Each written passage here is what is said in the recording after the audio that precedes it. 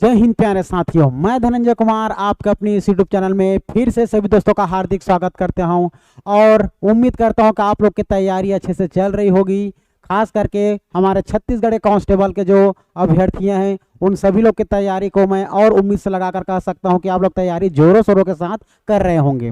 ठीक है दोस्तों, देखिए बहुत सारे बच्चों के मन में यह सवाल आ रहा है कि हमारे छत्तीसगढ़ में कहाँ से कहाँ तक करंट अफेयर की पढ़ाई करें, कहाँ से कहाँ तक के हम लोग सिलेबस को कवर करें और हम लोग कैसे पढ़ाई करें, इतने कम समय में कहाँ से कहाँ तक पढ़ाई करें। पूरा सबके दिमाग में विभिन्न प्रकार के क्वेश्चन चल रहा है। तो देखिए दोस्तों, आप लोग अब समय बहुत कम है, आप लोग के पास 12 से 13 दिन आप लोग का एग्जाम बच गए हैं। इस 12 दिन में आप लोग को क्या करना है, कैसे करना है, किस प्रकार से पढ़ाई करना है, मैं एक अच्छा से वीडियो लेकर आऊँगा, है ना। तो आप लोग इम्तिनाम के साथ तैयारी करते रहिए। एक बात और, आज हम लोग हमारे छत्तीसगढ़ और राष्ट्रीय जो खेल से आएगा और करंट अफेयर्स आएगा उसी से संबंधित मैं आप लोगों के लिए इंपॉर्टेंट कुछ एमसीक्यूज लेकर आया हूं, जिसको आप लोग को अच्छे से ध्यान से पढ़ाई करना है। ठीक है, तो चलो देखते हैं दोस्तों। ठीक है, चलो देखते हैं और आगे बढ़ते हैं। तो आज का आप लोग का एमसीक्यू, हमारा पहला एमसीक्यू क्या हो जाएगा, आइए देखते हैं।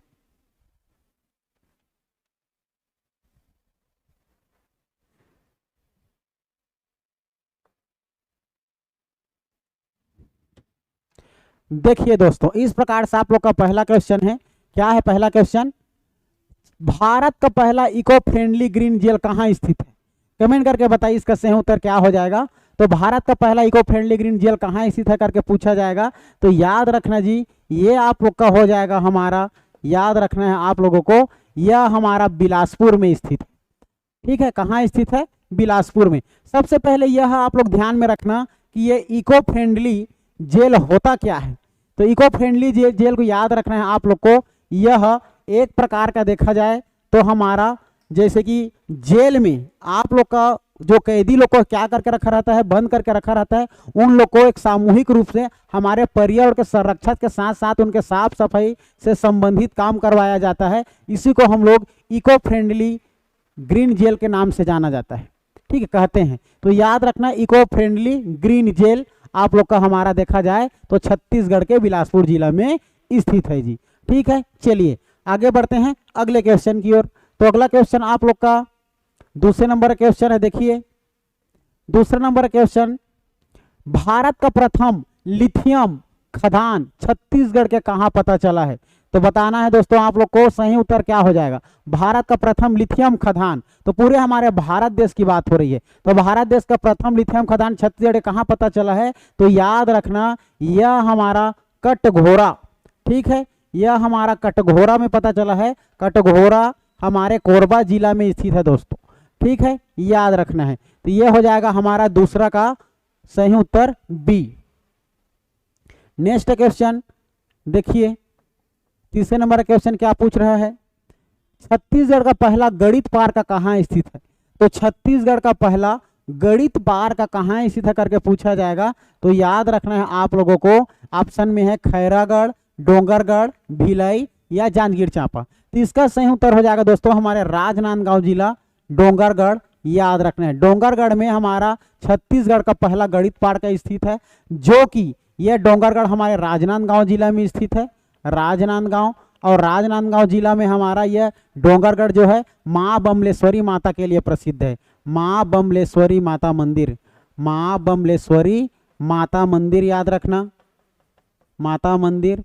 और यहीं पर आप लोग को विभिन्न प्रकार के क्या मिल जाएगा जी, यहीं पर आप लोग का पहाड़ी मिल जाएगा, प्रज्ञागिरी की पहाड़ी मिल जाएगा, प्रज्ञागिरी की पहाड़ी मिल जाएगा। साथ में याद रखना, यहीं पर आप लोग को गौतम बुद्ध जी का बहुत बड़ा प्रतिमा मिल जाएगा, जो कि प्रत्येक वर्ष यहाँ पर अंतर्राष्ट्रीय हमारा बौद्ध, ठीक है, क्या होता है जी, बौद्ध सम्मेलन होता है। एक और याद रखना, यहीं पर हमारे डोंगरगढ़ में आप लोग का ये प्रज्ञागिरी की पहाड़ी के पास श्री यंत्र, ठीक है, श्री यंत्र स्थापित किया गया है प्रसाद योजना के तहत। ठीक है, प्रसाद योजना के तहत श्री यंत्र, जो कि प्रसाद योजना हमारे यहाँ केंद्र का एक योजना है। क्लियर है, इतनी बातें याद रखना है आप लोग को। अगला नेक्स्ट क्वेश्चन है, छत्तीसगढ़ के कौन से जिले में कुमेली जलप्रपात स्थित है? तो छत्तीसगढ़ के कौन से जिले में कुमेली नामक वाटरफॉल स्थित है दोस्तों, कमेंट करके बताइए। सही ऑप्शन आप लोग को यहाँ पर चूज करना है, ए बलरामपुर, बी नारायणपुर, सी सूरजपुर, डी बीजापुर। तो याद रखना इसका सही उत्तर हो जाएगा हमारा सूरजपुर जिला। ठीक है, याद रखना सूरजपुर जिला। सूरजपुर जिला के लिए कुछ कुछ इंपॉर्टेंट बात याद रखना है। ठीक है जी, सूरजपुर जिला देखा जाए तो यह हमारा सूरजपुर, ये हमारा सरगुजा संभाग के अंतर्गत आने वाला एक जिला है। यही सूरजपुर में आप लोग को से क्या मिल जाएगा जी, सीता लेखनी की पहाड़ी भी मिल जाएगा। सीता लेखनी की पहाड़ी याद रखना, सीता लेखनी की पहाड़ी। और साथ में यही सूरजपुर में आप लोग को क्या देखने को मिल जाएगा जी, यहाँ पर हमारा छत्तीसगढ़ का सबसे बड़ा आप लोग का अभ्यारण्य क्या हो जाएगा जी, तमोर पिंगला। तो तमोर पिंगला भी यहाँ आप लोग को देखने को मिल जाएगा। छत्तीसगढ़ का सबसे बड़ा आप लोग का अभ्यारण्य तमोर पिंगला है, जो कि हमारा सूरजपुर जिला में स्थित है। और साथ ही साथ याद रखना ये हमारा सीता लेखनी की पहाड़ी है ना भाई, ये हमारा सूरजपुर याद रखना। और ये हमारा तमोर पिंगला 608 वर्ग किलोमीटर में फैला हुआ है। और हमारा छत्तीसगढ़ का सबसे छोटा नेशनल पार्क करके पूछा जाएगा तो बादल खोल याद रखना, जसपुर जिला। ठीक है, इतना याद रखना है हमें सूरजपुर के बारे में। नेक्स्ट देखिए, छत्तीसगढ़ के सुरक्षा बलों ने बड़े पैमानों पर आतंकवादी रोधी अभियान ऑपरेशन संकल्प के तहत छत्तीसगढ़ के कौन से जिले के जंगल में मुठभेड़ के दौरान नक्सलियों को मार गिराया था। तो याद रखना दोस्तों, जब ये नक्सलियों का मुठभेड़ हुआ था हमारे सुरक्षा बलों के सामने है ना भाई, तो यह ऑपरेशन संकल्प चल रहा था, उसी के दौरान बीजापुर के, ठीक है याद रखना, बीजापुर जिले के जंगल में यह मुठभेड़ हुआ था, क्योंकि बहुत सारे नक्सलियों को हमारे सुरक्षा बलों ने मार गिराया था।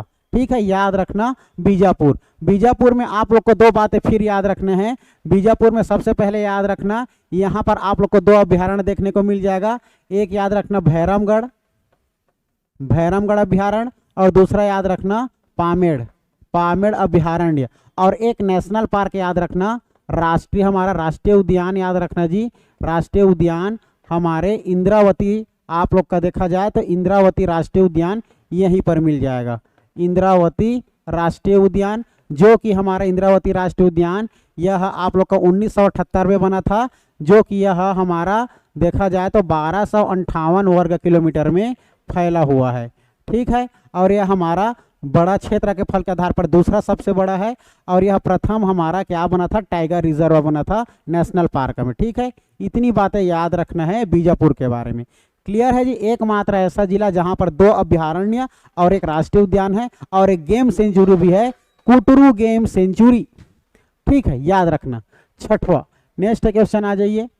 पोलावरम परियोजना के संदर्भ में प्रधानमंत्री ने किस राज्य के मुख्यमंत्री के साथ बैठक नहीं की है।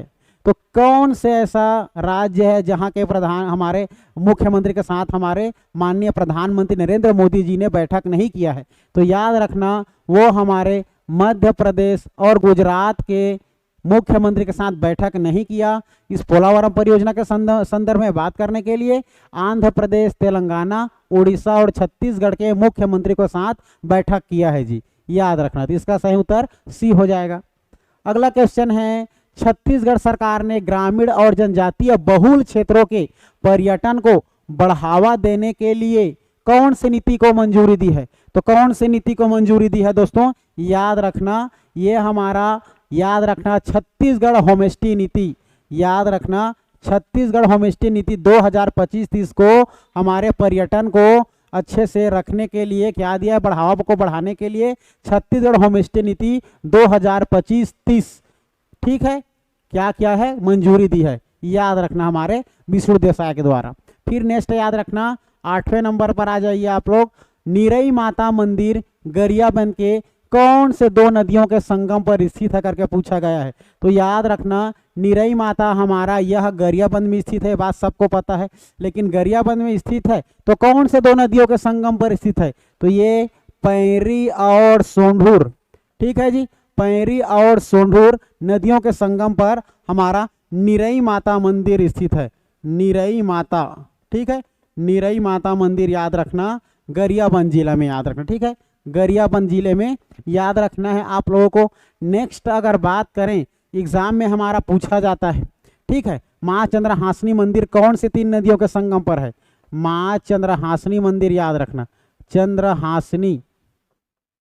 तो माँ चंद्रहासिनी मंदिर अगर पूछा जाएगा तो 3 नदी के संगम पर याद रखना है आप लोग को महानदी, ठीक है, महानदी याद रखना, महानदी, महानदी के साथ साथ याद रखना जी ऊपर से मांड मेन पार्ट से, और इधर लात याद रखना, ठीक है, गरियाबंद तरफ के नीचे से महासमुंद तरफ से महानदी, मांड और लात 3 नदियों के संगम पर हम माँ चंद्रहासिनी मंदिर स्थित है, ठीक है, जो कि हमारे शक्ति जिला में स्थित है।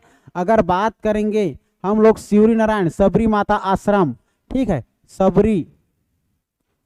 सबरी माता आश्रम याद रखना है, आश्रम की बात कर रहा हूं, मंदिर खरौद में है, सबरी माता मंदिर खरौद में, ठीक है, सबरी माता आश्रम याद रखना। शिवरी नारायण, शिवरी नारायण कितने कौन से नदियों के संगम पर है करके पूछा जाता है, तो शिवरी नारायण हमारा 3 नदियों के संगम पर याद रखना।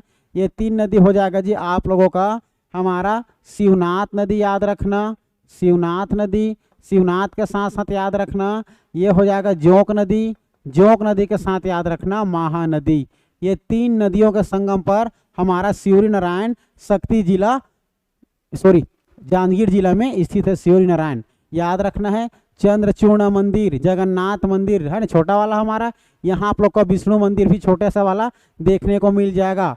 और खरौद याद रखना, छत्तीसगढ़ का काशी याद रख लेना है ना भाई, हमारा छत्तीसगढ़ का काशी खरौद तो कहा जाता है, और राजिम छत्तीसगढ़ के प्रयाग कहा जाता है राजिम को, और छत्तीसगढ़ है ना भाई, और छत्तीसगढ़ का खजुराहो भोरम देव याद रखना, ठीक है, जो कि फड़ी नागवंशियों ने हमारा क्या करवाया था, मंदिर बनवाया था जी, याद रखना है, ठीक है, जो कि वो एक प्रकार का शिव मंदिर है, आदिवासी के लिए प्रसिद्ध है, याद रखना। और याद रखना हमारा राजिम, राजिम 3 नदियों के संगम पर स्थित है ना भाई, राजिम को याद रखना है, राजिम, राजिम 3 नदियों के संगम पर, कौन कौन सी 3 नदी के संगम पर है, तो याद रखना महानदी, ठीक है, महानदी, पैरी, और याद रखना पैरी के साथ सोंढूर याद रखना जी, ठीक है, सोंढूर, सोंढूर, ये 3 नदियों के संगम पर है हमारा राजिम, जिसको छत्तीसगढ़ का प्रयाग कहते हैं। क्लियर है। नेक्स्ट, और हमारा खैरागढ़ हमारा एकमात्र संगीत विश्वविद्यालय 1956 में निर्माण हुआ था, याद रखना खैरागढ़ में आप लोग को मिल जाएगा, ठीक है, खैरागढ़, आमनेर, मुस्का, पिपरिया 3 नदियों के संगम पर बसा हुआ है जी। क्लियर है। इतनी बातें आपके एग्जाम के लिए बहुत ही महत्वपूर्ण है। और महत्वपूर्ण याद रखना है आप लोग को, जैसे कि हमारे छत्तीसगढ़ में पूछा जाता है, हमारे छत्तीसगढ़ में पूछा जाता है जी, छत्तीसगढ़ का मंगल पांडे किसे कहते हैं, हनुमान सिंह। छत्तीसगढ़ का भगत सिंह किसे कहते हैं, परसराम सोनी, याद रखना है। छत्तीसगढ़ का हमारा महात्मा गांधी किसे कहते हैं, पंडित सुंदरलाल शर्मा को याद रखना है।